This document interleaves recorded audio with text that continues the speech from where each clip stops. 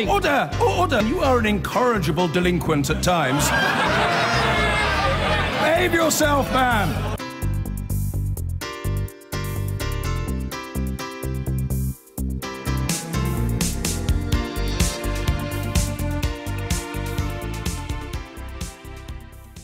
Now, Jeremy Corbyn is in Brussels today, along with Scottish First Minister Nicola Sturgeon, remember her, and Welsh First Minister Corbyn Jones. They've all been meeting with the European Commission's chief negotiator, Michel Barnier, for private talks ahead of the second round of formal negotiations, which will take place in Brussels next week. Jeremy Corbyn has said Labour would avoid the megaphone diplomacy employed by the Conservatives. This is what he had to say when he arrived at the European Commission.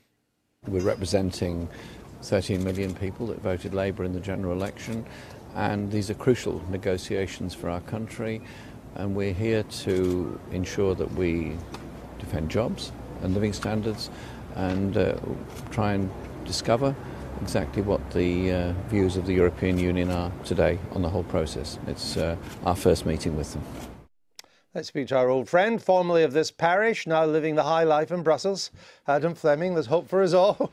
Adam, do we have a clear... Stop giggling. Do we have a clear idea of what Mr Corbyn's message will be? And do we have any idea what Mr Barnier's response is going to be? Well, Jeremy Corbyn is here on a twofold mission. Number one, he wants to sell Michel Barnier and brief him on his Labour-flavoured version of Brexit, which Labour say would put far more emphasis on protecting jobs, on the economy. They say they would make a unilateral offer to EU citizens living in the UK to protect their rights from day one, with no negotiations and no quibbles about it at all. I imagine that will be quite popular with Michel Barnier from the European side, because that's just the sort of thing the EU wants the UK to offer European citizens living in the UK. The second part, I think, of Jeremy Corbyn's mission here is revealed in the Labour press release that's been issued to go alongside this visit. They talk about Labour being the government in waiting. So this is as much about getting intel about the Brexit negotiations as making Jeremy Corbyn look prime ministerial, somebody who can stride the world stage, or at least the stage here in Brussels. In terms of what Mr Barnier will think about all of this, well, EU officials have made it clear whenever they're asked about this, they're happy to welcome Jeremy Corbyn here for a meeting, but it was at Mr Corbyn's invitation. He was the one that asked for the meeting, not the other way around. And then the next thing they say in the next sentence is always, the EU Commission will negotiate with the British government. So there will be no Brexit negotiations happening over lunch in that building between Barnier and Jeremy Corbyn today. And I assume that will be Mr Barnier's message to the Scottish First Minister and the Welsh First Minister.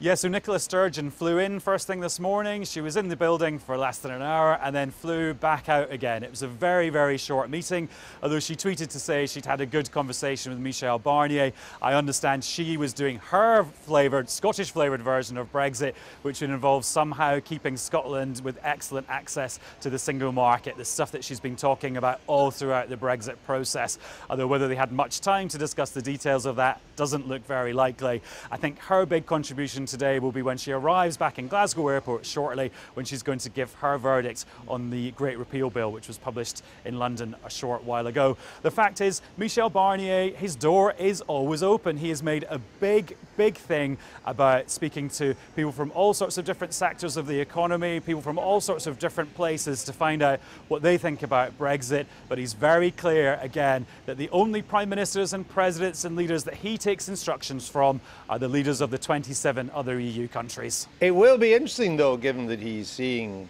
Mr Corbyn, Nicola Sturgeon, Mr Carwyn, I've forgotten his name. Corbyn Jones. I should have known it was Jones. He's the Welsh First Minister. Corbyn Jones. He's seeing all three. It'd be interesting to see if he can avoid the temptation of playing a bit of politics, because in a sense they are more cordial, all three of them more cordial than the government when it comes to these Brexit negotiations. That may be true, and Jeremy Corbyn has tried to up the cordiality for his meeting with Michel Barnier by giving him an Arsenal shirt. Obviously, Jeremy Corbyn represents where Arsenal has their stadium in Islington in North London. We think it's because Michel Barnier is French and the manager of Arsenal is French. Andrew, you and I both totally across all details of football, as you know. What's Arsenal? I think the thing...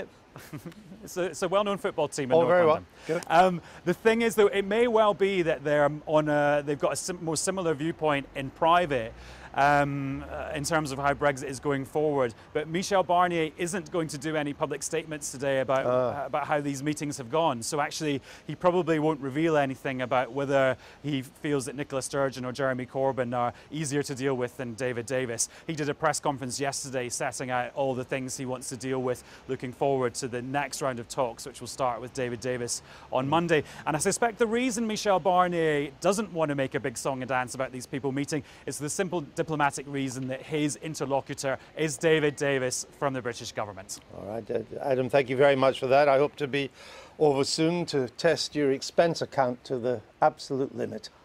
No. All right, Adam, thank you for that. It's only right that the Scottish First Minister, the Welsh First Minister, and the Leader of the Opposition should go and see Mr Barnier. There's nothing wrong with that, I would say. I don't think there's anything wrong with it, although I think it's equally right that there's a recognition on Barnier's part that the principal interlocutor is the British government, and in that sense, and that David Davis, and that's established, it seems, yeah. And I think it's particularly seeing Mr Corbyn, because if there was a snap election, we don't know if there will be, but if there was a snap election, he could be the next Prime Minister, and it would be Labour would have to do the negotiations. I think it's in that spirit he's probably gone. I think from Barnier's point of view, it's an implicit acknowledgement that Parliament will have a more significant role in shaping the Brexit negotiations and indeed the Brexit negotiating brief of David Davis than might have been the case if, as many people anticipated, the Conservatives had come back with a big majority. OK. Now, Jeremy Corbyn is meeting the EU's chief negotiator, Michel Barnier, in Brussels this lunchtime. It comes as Labour is threatening to vote against the repeal bill, which is designed to bring EU law back to Westminster. So, with negotiations so delicate already, is it helpful or appropriate for the Leader of the Opposition to seek this meeting? Well, joining us now to discuss this is the blogger and co-founder of the left-wing website Novara Media, Aaron Bastani, and the executive editor of Conservative Home, Mark Wallace. Good afternoon to you both. I mean, Mark, start off with yourself. Jeremy Corbyn, he's the Leader of the Opposition. It is his job to put pressure on the government to make sure that all the right questions are asked and hopefully get the right answers.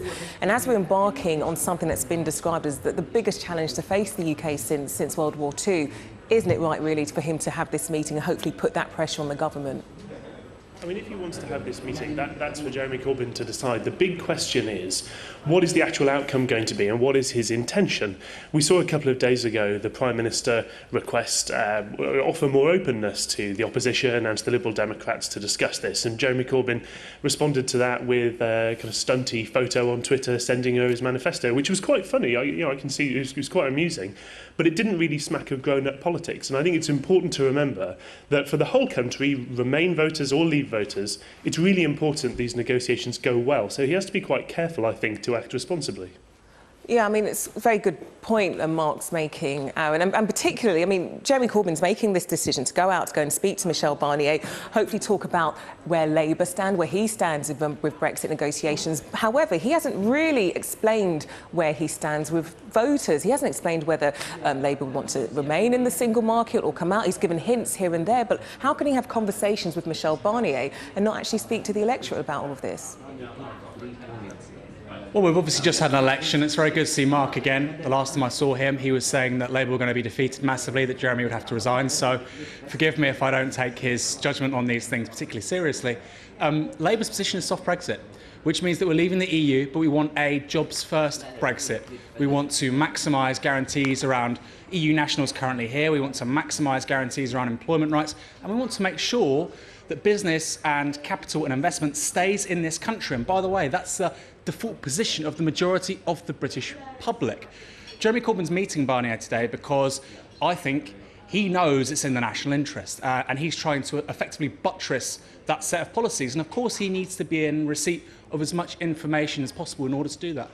Come on, Aaron, he's meddling, isn't he, really? Michel Barnier said he's not going to speak about any aspect of negotiations. He's saving that for Theresa May, saving that for the government. He's essentially just trying to rock the boat here. No, I think he'll be talking not just to Barnier, and of course it's not just Jeremy Corbyn that's over there today, it's Keir Starmer, I believe it's Diane Abbott as well. They'll be talking to their chefs de cabinet, they'll be talking to other various policymakers up and down the food chain. So no, it's not meddling. They're trying to be in receipt of as much information as possible. I think people, generally speaking, have a pretty strong judgment about Jeremy Corbyn. They might like him or dislike him, but I think very few people view him as somebody who would meddle in these kinds of things. He's a very, very serious politician. Yeah, and Mark, I'm sure you can forgive Aaron for a bit of boasting there over the election result. We're going to get back to that in a little bit. But yeah, when it comes to the government's stance on Brexit, David Davis hasn't really been very forthcoming in terms of the terms of those negotiations. Even the head of the National Audit Office, he was saying that actually he's tried to push him on their plans for Brexit. That hasn't been forthcoming, which is why he's come out to say that actually things aren't looking very positive when we do look at Brexit negotiations. So Jeremy Corbyn going to speak to Michel Barnier will hopefully push the Brexit team to give details on how they plan to do this. Well, I think the interesting question is, who is Jeremy Corbyn interested in getting better representation for in this process? Is he interested in getting Michel Barnier more information, or is he interested in fulfilling some of the things that he promised in his manifesto? The idea of leaving the single market, which Labour still seems quite confused about, but did promise to voters. The idea of ending free movement, which Labour, again, still confused about, but did promise to voters at the election. It's interesting that Aaron mentions forecasts on the election. I don't think I did make a forecast in our interview, but he was predicting big Lib Dem gains back then. I'm happy that didn't come true, and one reason it didn't come true is that voters, whether they voted Labour or Conservative, clearly want us to leave not just the EU but the single market, and they want an end to free movement. Now, if Jeremy Corbyn plays games and somehow seeks to undermine that, I don't think it helps anybody in this process. All right, well, look, we're going to get back to this in just a few moments, but right now let's go to the House of Commons. I believe they're just now talking and discussing the repeal bill. We'll get back to you guys in a moment. Let's have a listen in.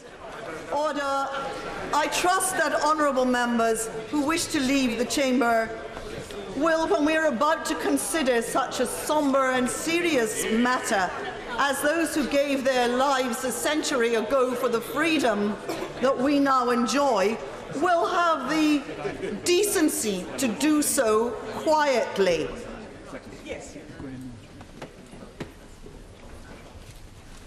We now come to the general debate on the commemoration of Passion Day. Hearing there the discussions over the repeal bill, which was just published today. But we're talking right now about Jeremy Corbyn. He's just gone to Brussels. He's in Brussels ahead of meeting Michel Barnier, the chief EU Brexit negotiator. And Mark, let's talk a little bit about the election. We were just talking about that before we went to the Commons, and you were saying actually Aaron didn't also get it right. Theresa May has been speaking about the election result, and she's revealed that actually she shed a tear when she got those exit poll results, which showed it was going to be a hung parliament. But she defends the fact that she called the election in the first place, saying it was the right decision for her at the time. Would you agree with her? Yeah, I think it was the right thing to do to call an election. You can't call an election and then afterwards complain about it if it doesn't turn out how you want. The thing is that, from my point of view personally, a new Prime Minister does need a mandate, and that's something that the Conservatives levelled at Gordon Brown 10 years ago when he took over from Blair, and it was right that she called an election. The problem wasn't that she called an election, that she gave the people a choice. The problem was that she messed up the campaign, as did various of her strategists, and that's something that Conservative Home is exploring, because we need to be a critical friend to the Conservative Party and the Conservative movement and work out how we do better and gain more seats in future. Oh, really? Oh, Aaron, Mark seems to think having a hung parliament, not going to Brexit negotiations with a strong government behind us, actually was a good thing. It was a good decision she did that. What do you think?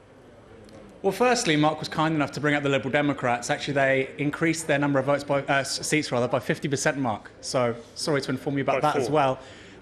4 seats. By 50%, they only had 8 seats. Well, Mark, that's 50%. Top work on the forecast, Aaron. It's impressive. A lot better than you, Mark, my old son. In regard to the election, the Tories won 13... Excuse me, stop interrupting, Mark. The Tories won 13.6 million votes. That was their highest number of votes since 1992. So the idea was a failed campaign. I'm not so sure. The reality is the Tories have won one majority since John Major beat Neil Kinnock 25 years ago. That was in 2010. And I think they have big structural problems, not just in terms of their coalition, older voters, big business, English nationalists, but also in terms of their policy offer. You know, they're saying now, how do we get younger voters over? Well, I hate to tell you, it means backtracking on signal issues such as housing, such as wages, and such as tuition fees. To win these votes, you're going to have to fundamentally transform your party from top to bottom. So, frankly, I see huge, tremendous, monumental challenges ahead for the Conservative movement, Mark. And I think, you know, I actually commend the brave face you put on this, but I think you and I both know if there was another general election tomorrow, Labour would win a far bigger majority, even then most recent polling, which has given them an eight-seat there or thereabouts majority. You and I both know that. But I do commend the brave face. Well done. Yeah, Mark? Well, you know, it's undoubtedly the case that both parties have big challenges at the moment, but they also have big historical challenges. The uncomfortable fact for Jeremy Corbyn fans like Aaron, enthusiasts for moving the Labour Party further to the left, is that the only Labour leader in over 40 years to win the majority has been Tony Blair. And that's something which is difficult to avoid for the Labour Party. The fact is that Theresa May lost her majority, and I think that was a feature of serious errors made in the campaign. But the good news for the Conservative Party is that our party is bigger than just this one leader. Unfortunately for the Labour Party, Jeremy Corbyn appears to be bigger than their party at the moment, and that does bring quite big risks. I mean, we can see that parts of the left are already riven with quite serious splits. I know that Aaron's website's undergoing a boycott from some of its readers about various of its content at the moment, and there are, I think, various risks about the really strong feelings that are moving around in the left at the moment. Okay, well, we're talking so much about this much anticipated meeting between Jeremy Corbyn and Michel Barnier. Let's have a look. He's arrived in Brussels now and has actually met Michel Barnier. Let's take a look at those pictures there. So, yeah, we've seen Michel Barnier walking in with Jeremy Corbyn, Keir Starmer behind him, and as he did mention, Aaron Abbott is also there. And he was invited, but we had a discussion. He's a lovely man. And as you know, I'm one of the very few politicians who have spent 10 years of my life to organise the Winter Olympics. Not enough has been taken in Albertville, in my town, when we won the game, 17 of October 86, and all the young people go out. This lad is so determined. As you know, I used to be the president of the Department of Savoy, and this department is very important for the British people because we have so many people who came in Savoy to invest, to create ski resorts, Meribel, for instance, that we are very linked with the British people. And this picture is a very old one, a very date from 1948. About a railway poster. SNCF railway poster. Beautiful. Produced by the public services. Yes. Which is important for me. But thanks to you, I make a publicity for my region. OK, well, as you've seen there, Michel and Barnier greeting Jeremy Corbyn. So far, things going very well for Jeremy Corbyn. I'm going to have to leave it here, I'm afraid. Mark Wallace and Aaron Bastani, really good talking to you. I'm sure there'll be plenty more debates between you two.